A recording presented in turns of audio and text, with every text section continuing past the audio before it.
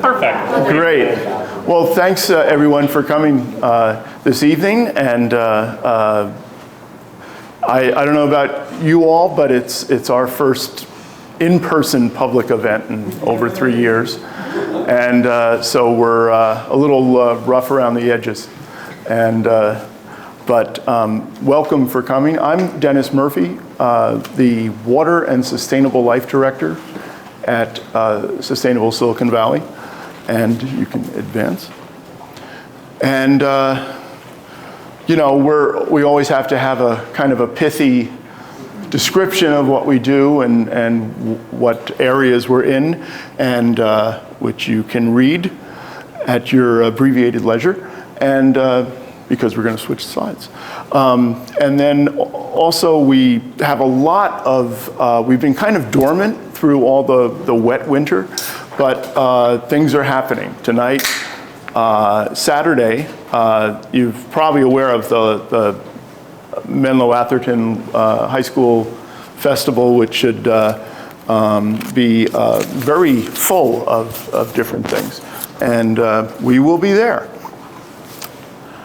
Also, we have in May 2 events coming up. These are big events for us. Waterpalooza is a 2-day event, and it has a different kind of well, it's a hybrid event, but not like you'd think, because it's 1 day totally online, and then 1 day at the Menlo Park Center in person. So we split it up that way. And it covers, I call it like a water variety show. And it's funny because we get deep into a lot of different areas, like, for instance, measuring groundwater basins, you know, with some degree of accuracy. And a lot of things, you know, have been going on in the Central Valley, and, you know, people deciding to kind of flood towns because they don't want their fields flooded. And a lot of different stuff than last year, where everything was about dealing with the drought. But anyway, that's coming up soon, as is the week after AQSM 2023, which stands for Air Quality and Sustainable Mobility. And that is that kind of intersection. And there's a lot of things SSV's been doing in that regard. And okay, this was kind of breaking news just from the other day with Bill McKibben writing, as always, a thoughtful piece. But you know, he's actually, he describes himself as an old-time enviro and stuff. And then I found out he's actually a year younger than I am. But, you know, he hasn't really been big on like urban issues and housing and things like that. But he's kind of come out. And so it's a really good piece in the current issue of Mother Jones.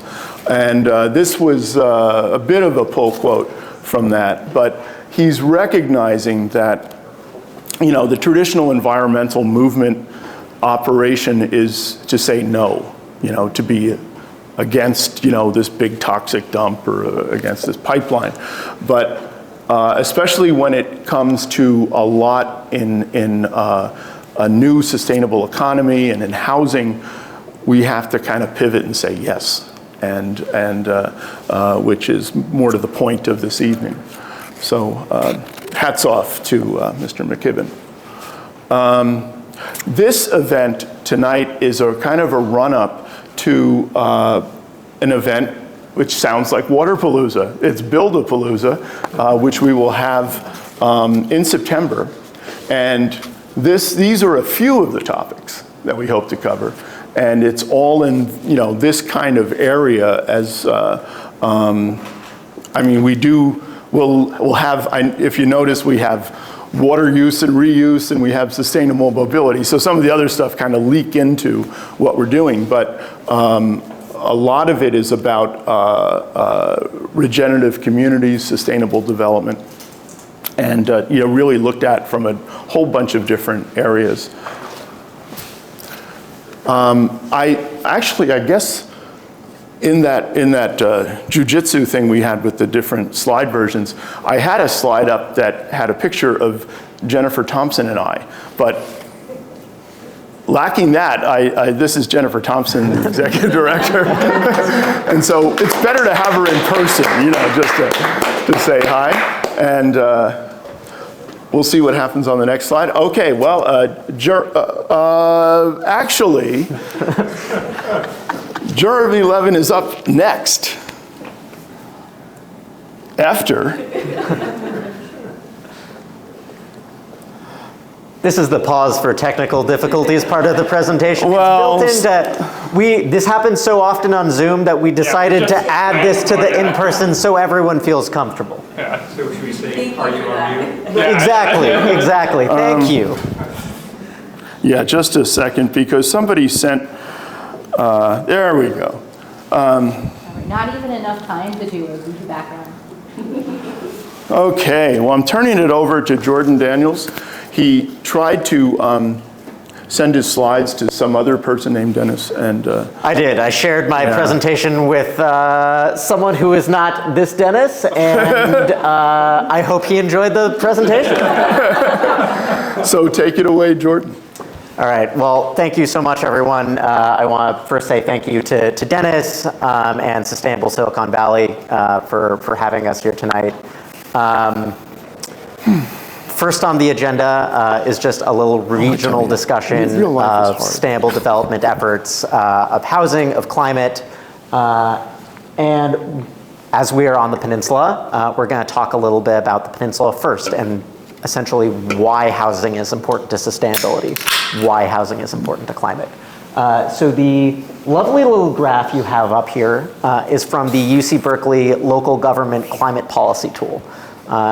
And if you've ever wondered how local government and local policies can impact climate change, I have some good news. The UC Berkeley team actually has compiled data from across the state to actually let you, whichever community you are in, go online and enter your city into their tool. And you can see the different strategies for greenhouse gas reduction that would make an impact in your area. This might surprise some people. I'm sure it will not surprise others. But one of the most impactful strategies for reducing greenhouse gas emissions, both locally and across the Bay Area, is urban infill, is allowing dense housing of a mix of uses near public transit, near transportation corridors, to actually shift our land use patterns and ensure that people are not spending hour after hour after hour, day after day after day in a car with emissions spewing out onto the street. We'll go to the next slide. That's Menlo Park. As you might have heard, for Palo Alto, the strategy is the same. And it's largely the same across the region, right? Especially in communities like ours that are maybe a little bit more affluent, that maybe have greater job growth than other areas like in the East Bay. We have a lot of people who work here but can't afford to live here. And what that means is you have people living out in Tracy, out in Manteca, living down in Gilroy, and further beyond in San Benito County, in so many other places who have to spend hours a day commuting in. And that's why that bar looks like that, allowing people to actually live here and not have to spend hours a day spewing emissions out onto our streets, our highways, et cetera, actually has a measurable impact in tons of greenhouse gases emitted. And we know from tools like UC Berkeley's Climate Policy Calculator that this is actually a really important strategy. Obviously not the only one. Heating electrification, you hear lots of environmental groups, including our own, including Sustainable Silicon Valley, talk about the importance of building decarbonization. That's where that comes in. But as far as other really effective strategies, reduction of greenhouse gas emissions, urban infill is almost always in the top 3 policies for Bay Area cities, especially for the peninsula. What is commercial efficiency, the number 2 one? Yeah, so commercial efficiency basically has to do with think things like warehouses and other like large commercial centers, essentially how they are using electricity, how they are essentially impacting the local environment through things like trucking and other ways that those big kind of commercial centers impact greenhouse gases. Yeah. What is VMT? So VMT, and thank you, this is a good reminder that tonight will be full of acronyms. I will do my best to define all of them. VMT means vehicle miles traveled. And so VMT actually gets combined with urban infill. They're broken out as two separate categories, but VMT is basically all the different miles that you travel to go places if you're in a car. It doesn't include, things like scooters and trains as vehicles. But if you're in a car, vehicle miles traveled is, the amount of time and the amount of miles you spend to get from point A to point B, every day. All right. So one of the things that Greenbelt Alliance, where I work, is focused on is what we call climate smart advocacy. That strategy specifically relates to transit-oriented development, relates to making sure that housing is built in the places that we actually want to see it instead of the places that we don't. We're talking about housing downtowns, in transit corridors, near train stations, and not out in the hinterlands, ensuring that new housing growth isn't placed farther and farther out, that we're actually building sustainably. So a couple different ways to achieve that, that both we and other regional advocates are working on. The housing element campaigns, which I'll talk about in a moment. The transit-oriented communities strategy, which is a policy that was adopted last year by the Metropolitan Transportation Commission, which essentially encourages local jurisdictions to pursue climate smart policies by conditioning funding. So allowing you to pursue more grants for infrastructure, for park creation, for various things, if you adopt strategies to make it easier to build the kind of housing that we're looking for. And then BAFA and BAHA. So BAFA is the Bay Area Housing Finance Authority. It was created via state legislation back in 2019. And essentially what it does is it's a clearinghouse. Oftentimes, it's very hard to develop affordable housing because there are many different funding sources that are needed to. It's essentially like developing affordable housing is essentially like a Jenga tower. You're putting all these pieces together, and if one piece comes apart, the whole thing comes apart. BAFA was really created as a central location to take in funding and disperse it to make it easier for affordable housing developers. There will be a regional bond measure coming down the pike in a couple of years, most likely, and so we'll talk about that a little bit too. What about BAHA? So BAHA is the, I'm actually forgetting what the acronym stands for, but it is essentially the bond campaign that will be moving forward hopefully in the next couple of years. So housing elements. You've likely heard about the housing element, but if you haven't, the housing element is essentially a city or a county's plan to meet state housing goals. Every 8 years, the state of California tells cities, hey, we'd like to know, we've given you these targets, based on data that we've collected from you and other sources.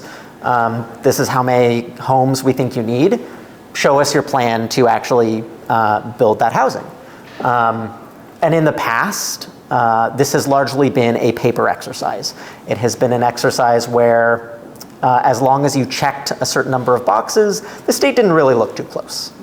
You really just had to cross your I's and dot your T's to a certain extent, and the state would certify you and you could move on with your day. Under Governor Newsom's leadership and new leadership at the State Department of Housing and Community Development, that's HCD, another acronym that you will see later on, things have changed pretty dramatically, thanks both to the governor, new leadership at HCD, as well as several new state laws, specifically around fair housing, and which essentially make it, which give the housing element real teeth to actually create the housing that we want to see. And so why is environmental, participation important from the environmental community? Housing advocates bring a lot to the table. Jeremy's a good friend of mine. We work very closely together. But truly, climate and enviro voices are really important in articulating what our vision for sustainability looks like. And it's why Greenbelt has gotten so involved in this effort. So, of the 110 municipalities in the Bay Area, who has actually received certification from the state of California? So to back up, the first deadline, not the first deadline, but really the deadline to have a compliant housing plan. And again, this happens every 8 years, like clockwork, so it's not like we were unaware that this was coming. But as I mentioned, the requirements are a little bit stiffer this time around. Very few jurisdictions have actually achieved compliance at this point in time. We've got San Francisco, Berkeley, Oakland. On the peninsula, just Redwood City has achieved compliance. In the South Bay, it's just Campbell. Marin County clocks in as the worst with no current certified cities or the county. Surprisingly, Sonoma County is actually doing quite well. They've produced some actually very good plans that really plan for growth in the right areas. But other Bay Area jurisdictions, unfortunately, Menlo Park is one, San Mateo, South City, San Carlos. Really everyone but Redwood City have managed to blow the deadline on this one. And what it really comes down to is, as I mentioned, the state is requiring much more this time. And what they're requiring is for cities to, as we would say in the 5th grade, show your work. They're requiring the cities to actually, if you say, housing is going to get built here, you have to provide evidence for why you think housing is going to be built there. In the past, cities have never had to do this. And so all of a sudden, you're held to a much higher standard. And the unfortunate reality is many jurisdictions didn't take the new guidelines seriously and have thus found themselves in a position where they're out of compliance with state law, meaning that there are some penalties that apply. Penalties like various funding mechanisms, various grants that they're no longer eligible for infrastructure, for affordable housing, for many other things.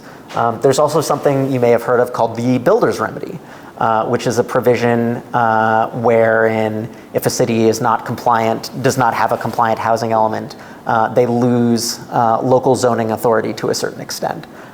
Many cities are dealing with that ramification right now, and we have seen a couple builder's remedy projects pop up on the peninsula, and I would expect to see more over the coming months.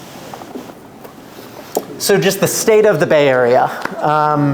The city of Mountain View. Sorry, did you have a? No. All right. So we'll take the South Bay first. The city of Mountain View initially was rejected by HCD. Unlike other cities, Mountain View pretty quickly turned around and said, "Eek! We don't want to be subject to the builder's remedy. We don't want to be out of compliance. How do we fix this?" They kibitzed with local advocates. They got together with planning professionals, and they have turned things around. And they submit a new housing element this past week that is very likely to be certified by HCD. So Mountain View's on the right track. Campbell's another example of a city that's doing a pretty good job. While they missed the January 31st deadline, they very quickly got their house in order, and through this really robust communications outreach to city residents, as well as work with urban planning firms, they've really got a good handle on their housing element and have been the first city to be certified in the South Bay. And then finally, the county of Santa Clara. This is something that environmental advocates have put quite a bit of time into because the county initially, rather than focusing the growth at Stanford and the urban pockets of the unincorporated county, was focusing farther out in areas near Gilroy, in unincorporated areas that are exurban, that are far from transit, that are exactly the wrong places for it. Thankfully, through advocacy as well as the consideration of the Pleasant Hills Golf Course site in East San Jose, it's now looking like the county will be able to meet their obligations through urban means rather than exurban, and is headed in the right direction. Jordan, have they submitted? They have not submitted, I believe. Yeah. I noticed that they and the city of Daly City haven't. Yeah, so there are also cities that just haven't submitted a housing. There are cities that are out of compliance. There are some cities that haven't even submitted yet that are really far behind. And yeah, Daly City is one of them. I think Burlingame finally submitted. Jeremy, do you know if did they finally do it, or are they still? They might still be finishing. There's a number of there's a number of They're jurisdictions. super close. They're so Pacific close. is one of them. Yeah, there are some real stragglers. There are some real stragglers around. Yes, Menlo Park has submitted. They're on, I think, their second round of review now. Third round. Yeah, that's right. That's right. Because the second round was Right, and Jeremy will get into. Yes, I'm letting Jeremy handle Menlo specifically. So that's Is it possible that some cities don't have a need to get their housing element in order? Maybe they have sufficient capabilities to provide the housing that they need, and maybe they're not providing affordable housing, but is there any kind of forcing of them to provide a certain amount of affordable housing? Yeah, so every city has to do the housing element. It's non-negotiable. The state assigns housing targets based on income level to every city. And then the cities themselves, essentially the way it works is the state assigns the number. The city gets to choose where it goes, gets to choose the policies that are likely to make it happen.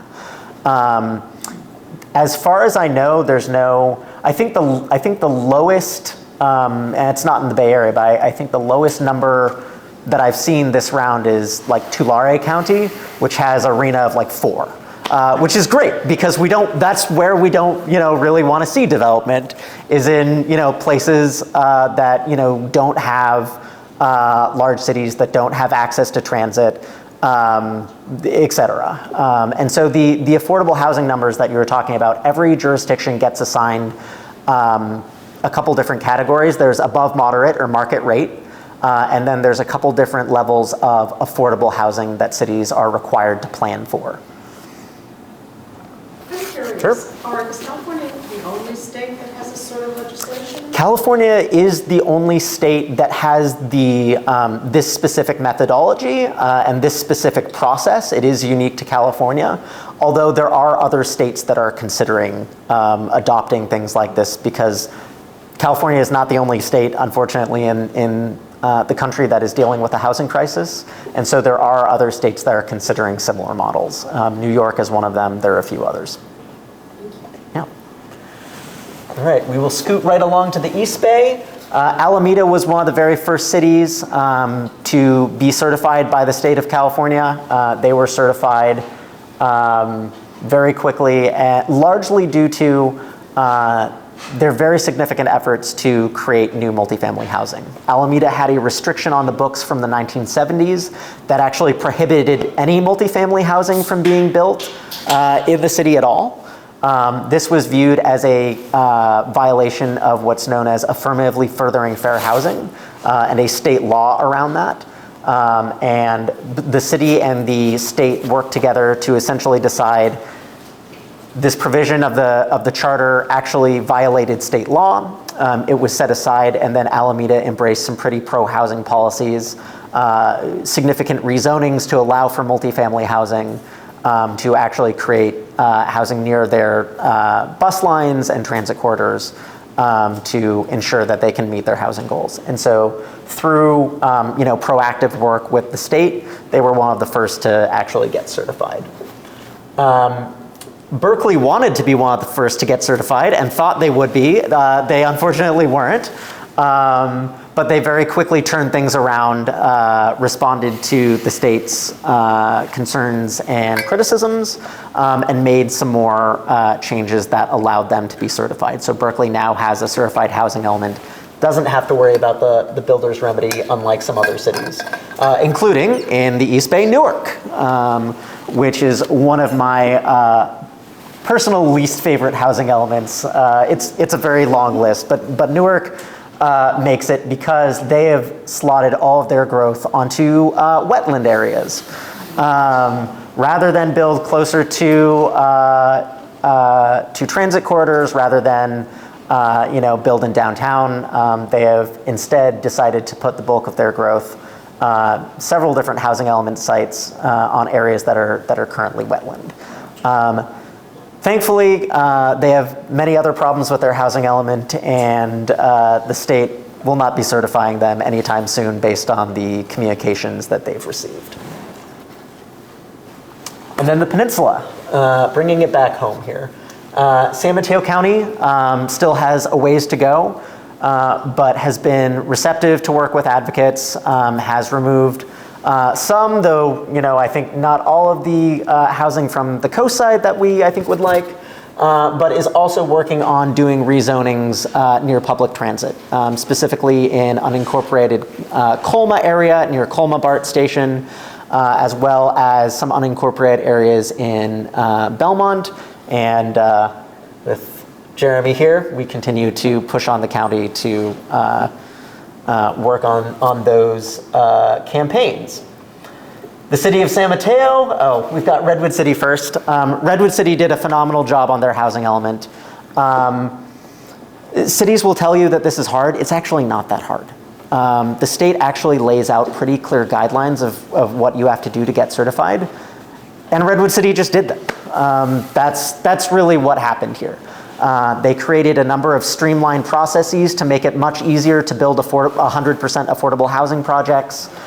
They committed to rezoning high-income areas, and they really worked hand in hand with the state to actually make sure that their plan would meet guidelines. And in fact, they just received what's known as the pro-housing designation from the state of California. Few cities have it. One of the big parts of that is having a compliant housing element to begin with, and then planning for 150% of the target amount of housing that they're required. So that's Redwood City. San Mateo is the redheaded stepchild of the peninsula, unfortunately, when it comes to housing element efforts. Despite the pressure from local advocates, the city really has not taken the housing element process seriously, has kept growth measures in place that severely restrict housing, and really has made no effort to, unfortunately, address the state's comments, and will be in non-certification mode for the foreseeable future. So that's San Mateo. So just a little bit about the environment and housing. We talked a little bit about VMT reduction earlier. It's not just VMT, and that is a big part of it.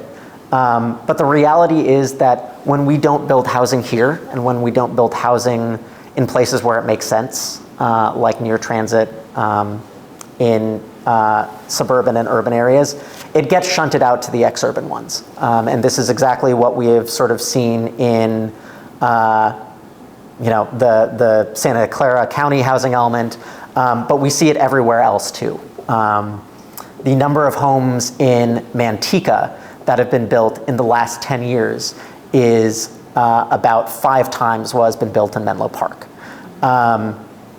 People go where the housing is, and that is why you have people moving further and further out and commuting in to actually be able to live here.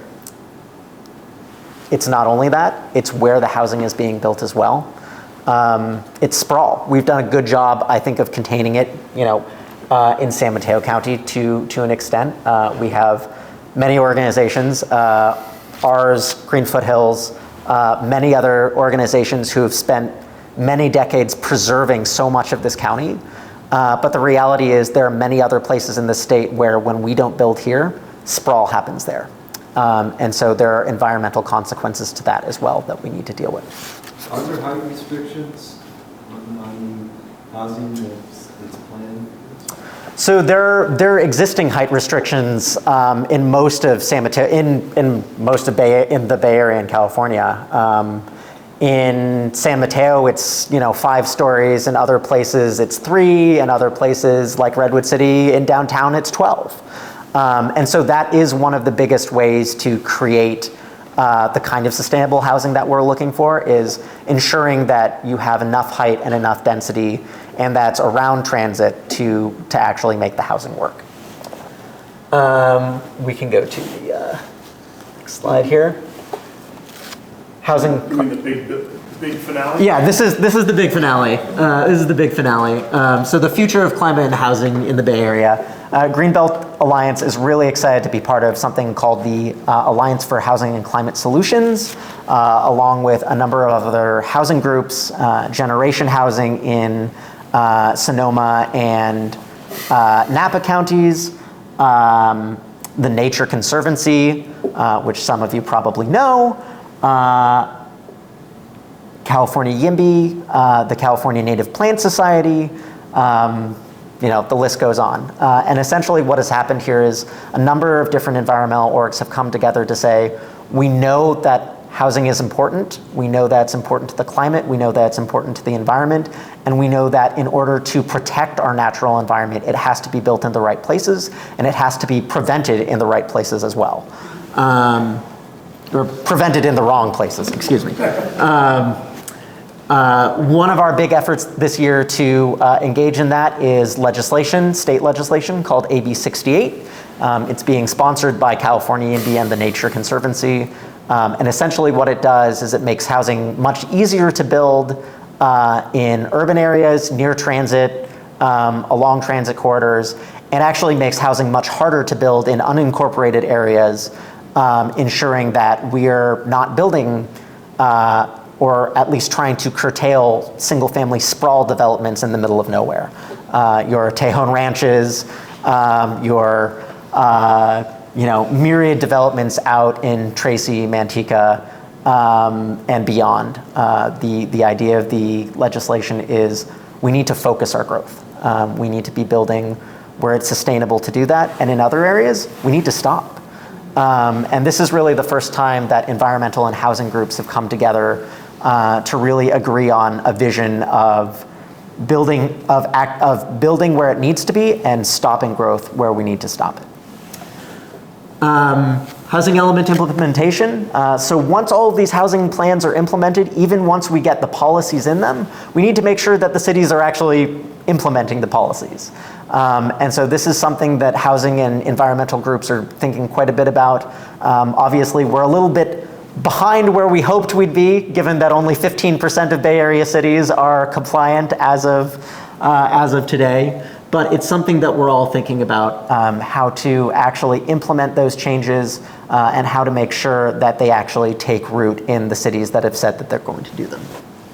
And then what I talked about earlier, the Bay Area Housing Finance Authority and the regional bond measure, this is another big important thing. We know that building housing of all types is essential, but we also know that building affordable housing is priority number one.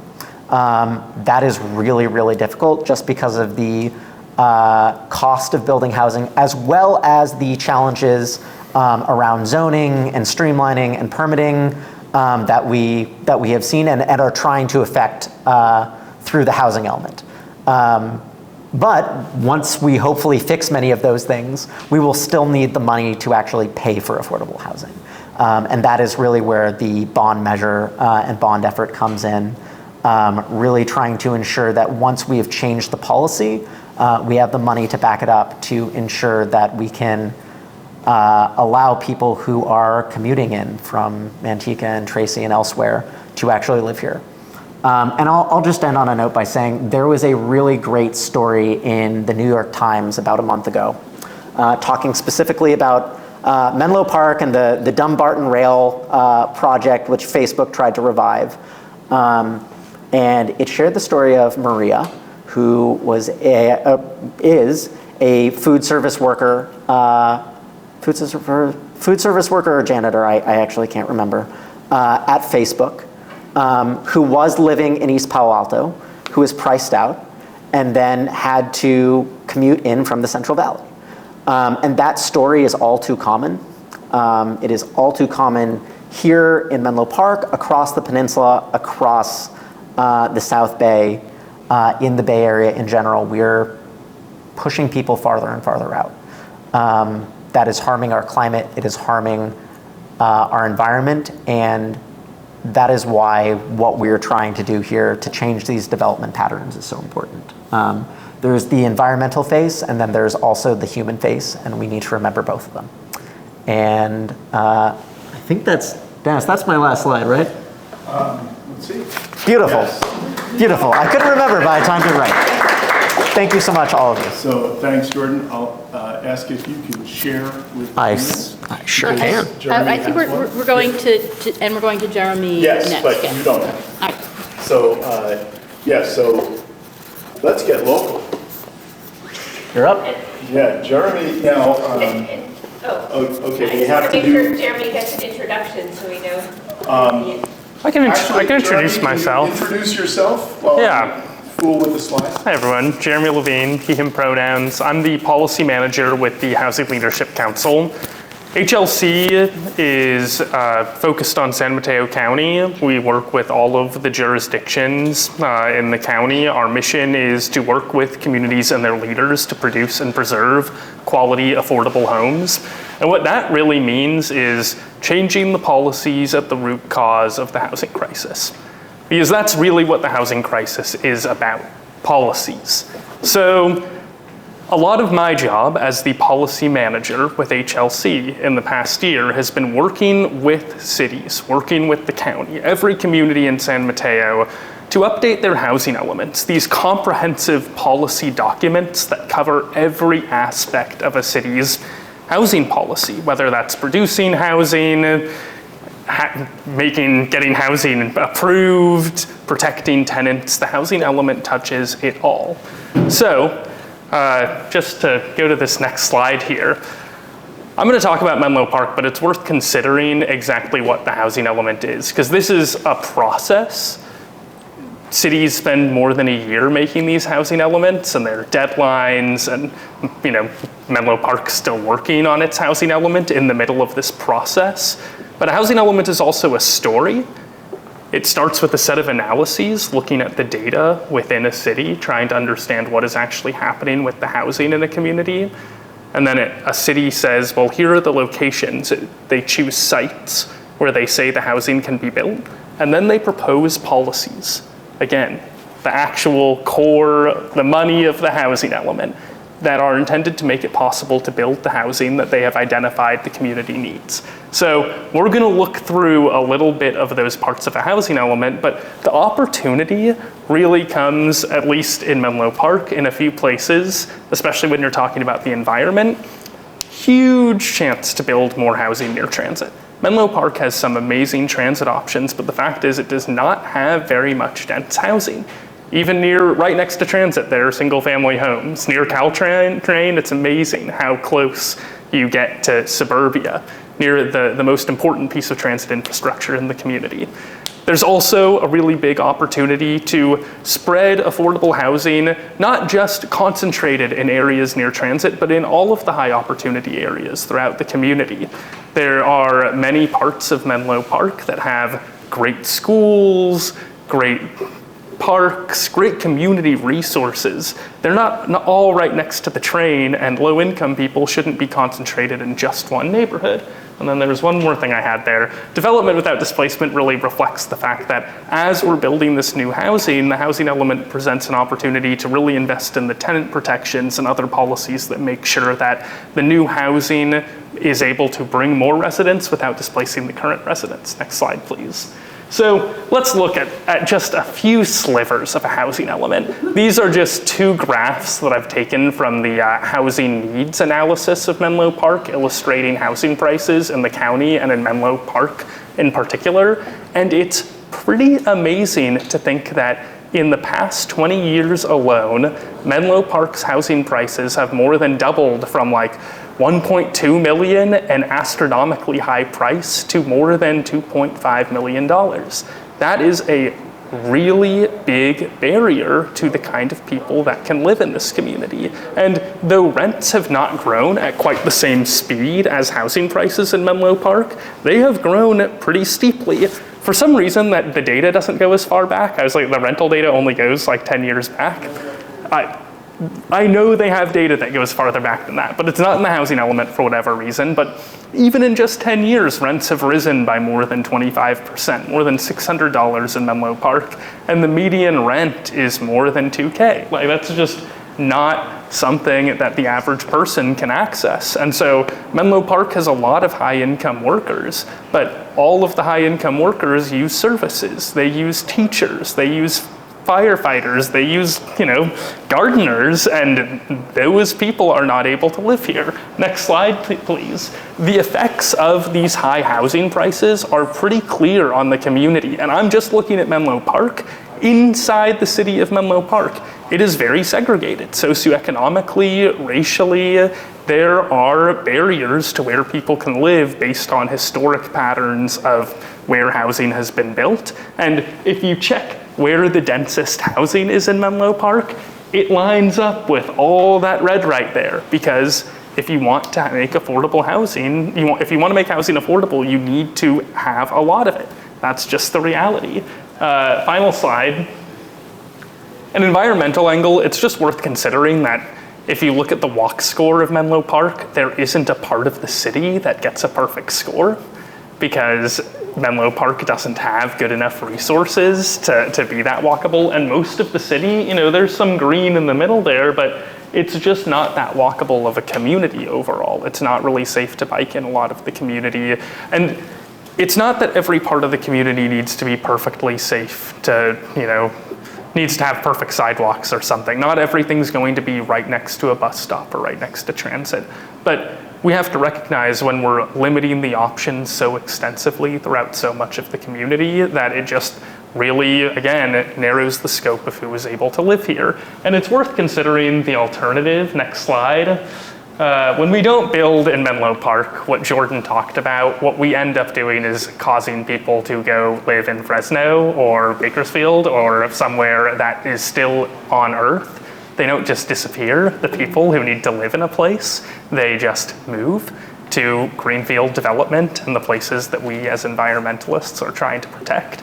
So the next slide, what does it actually look like to plan for housing in Menlo Park? Because fortunately, though it may be bleak, though the community is still working on its housing element, the city is making progress. This is a list of all of the sites Menlo Park has in its housing element where it says that housing is going to get built, and it's worth just considering what some of the sites are. Down here, a bunch of these, not all of them, but some of them are city-owned parking lots. One of them is also a half-vacant commercial mall. Down here, there is the Sandhill venture capital sites, some of the most expensive commercial real estate in the world. And somewhere on here, I forget where, there's a Safeway, a perfectly good Safeway with a parking lot where the city says that the parking lot, but not the Safeway, the parking lot will become housing, but there will still be public parking underneath the new housing for the Safeway that the developer will build with no extra incentives, and it will be affordable also. So this is just a sliver of some of the sites that Menlo Park is saying that housing is going to get built on. And some of them are good, some of them are bad. It's a really big mix. We can go to the next slide. The question is that Menlo Park says, oh God, I forgot to look up the number. They say several thousand homes are going to be built on those sites. And they say that 70% of them are going to be affordable to households that are low or moderate income, despite having no track record of that kind of development. So it's worth just considering that in these planning documents, The numbers that end up on paper are not always what is actually occurs in reality for a couple of reasons. One of them is that there are a lot of constraints to housing development in Menlo Park. It's not unique to Menlo Park. All the cities have a bunch of constraints. But Menlo Park is one of the economic centers of the world in some ways. Huge companies in Menlo Park. Not a lot of housing to match all those companies that are here. And the constraints to development are very high considering the need for the homes. There are limited resources to subsidize affordable homes, to make it possible to build deeply affordable housing. The fact is, at a certain point, to build affordable housing, you need subsidy from a city, whether it's land or money, or ideally both. And then a final thing worth considering is that it just takes a long time to get things approved in Menlo Park. It is an uncertain process. If you do not comply with every single zoning law, and no developments comply with every single zoning law because they're too strict, then you need to go through complicated hearings. You need to deal with the uncertainty of getting denied. And the fact is that that uncertainty alone is enough to kill many housing developments from ever getting built in the first place. So we can move on to an optimistic look at what Menlo Park is doing. Because, oh wait, actually, before we look at I forgot, before we get to optimism, we can look at where the housing element has room to improve. The opportunities. Because despite the good work that the city has already done getting this housing element together, at this stage in the game, 2 rounds of review in, now on the 3rd round of review with the state, the city still has some room to improve. And the biggest no-brainer is that they just need to increase the density near transit. Oh, we can go to the next slide, sorry. They need to increase the density near transit.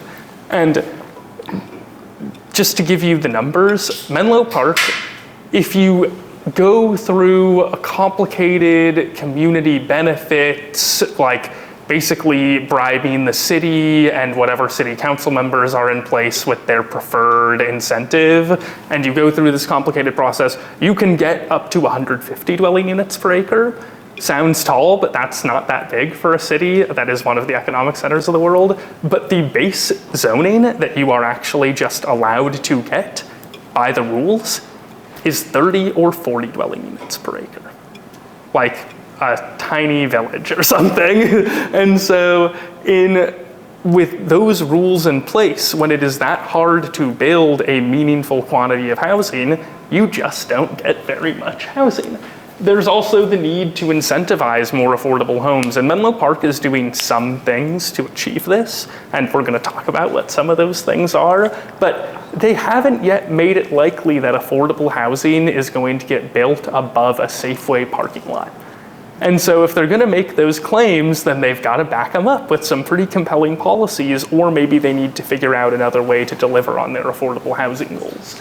And then the last thing is that Menlo Park doesn't have a lot of policies that are really geared at meeting the needs of people with disabilities, the needs of large households, the needs of extremely low-income households. These are all groups that have special set-asides in the housing element, and so there are more opportunities that the city could pursue to really hone in on meeting the needs of those communities. But I do, next slide please, want to celebrate some of the things that the city is doing, because the city has made some commitments that are pretty meaningful. They've committed to build 345 units of affordable housing on city-owned parking lots downtown. And though they haven't committed to exactly which parking lots it's going to be, they have committed to a timeline to choosing those parking lots, to getting a developer to commit to building on those parking lots, and they have a target number of homes that they're going to build, so there's something to hold them accountable to when it comes time to actually plan for this housing. They've got to hit that minimum number. 345 homes, low-income homes on city-owned parking lots, nothing to laugh at. That's a real commitment that the city's making. They've also have a list of promises to streamline development review, so basically to make it really fast for affordable housing developments, especially to get approved, even if they don't comply with every single rule. So there are just more options. And then the last thing, they have a really impressive and comprehensive anti-displacement strategy with a lot of protections for tenants. Next slide. It's pretty exciting to think about how important public comments are, because the policies, the 3 policies on the last slide that I just described to you, came straight from public commenters. The city did not invent them out of thin air.